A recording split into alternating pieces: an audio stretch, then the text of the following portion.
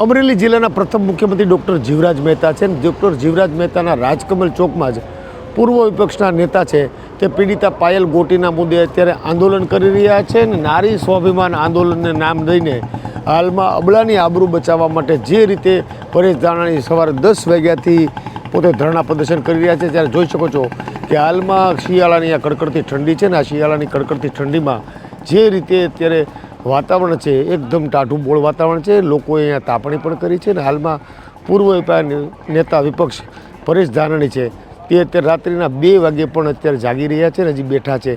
એની સાથે લગભગ 30 થી 40 જેટલા એના કાર્યકર્તાઓ છે, કોંગ્રેસના આગેવાનો છે, સાથે અમુક સામાજિક સંસ્થાના પણ કાર્યકર્તાઓ છે તે અત્યારે હાલમાં જોવા મળી રહ્યા છે. ત્યારે સૌથી મહત્ત્વની વાત એ છે કે પૂર્વ નેતા વિપક્ષની જોડે વીરજીભાઈ ઠુમ્મર પણ અત્યારે અહીંયા મોજૂદ છે ને વીરજીભાઈ ઠુમ્મર છે તે પણ બેઠી રહ્યા છે. લગભગ રાત્રિના 2 ને માથે 10 મિનિટ જેવો સમયગાળો થયો છે. ત્યારે મહત્ત્વની વાત એ છે કે પૂર્વ નેતા વિપક્ષ છે તે અબળા નારી છે તેના સન્માનને મુદ્દે હાલ જે રીતે ધરણા પ્રદર્શન કરી રહ્યા છે. આવતીકાલે સવારે 10 વાગ્યા સુધીનું આ ધરણા પ્રદર્શન છે અને પોતે ઉપવાસ આંદોલન કર્યું છે. લગભગ આ ઉપવાસ આંદોલન બાદ પૂર્વ નેતા વિપક્ષ છે તે આગળ 10 વાગ્યાના પારણા કર્યા બાદ તે પોતાની આગળની રણનીતિ ઘડશે. ત્યારે સૌથી મહત્ત્વની વાત એ છે કે અમરેલી જિલ્લામાં અબળા નારી માટે જે રીતે આખું રાજકીય સમીકરણ થયું છે અને હાલમાં જે રીતે જે વાતાવરણ સર્જાયું છે એ જોતાં એવું લાગી રહ્યું છે પાયલ ગોટીને ન્યાય આપવાના મુદ્દે પૂર્વ નેતા વિપક્ષ પણ મેદાનમાં આવી ગયા છે અને કાયદાકીય લડતો શરૂ થવાની છે. પરંતુ હાલમાં તે ધરણા પ્રદર્શન કરીને જે રીતે આંદોલન કરી રહ્યા છે, સવારે 10 વાગ્યા સુધીનું અલ્ટિમેટમ આપ્યું છે. 10 વાગ્યા સુધીમાં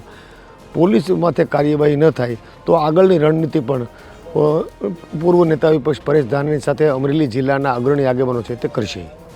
ફારૂક કાદરી, ગુજરાત તક, અમરેલી.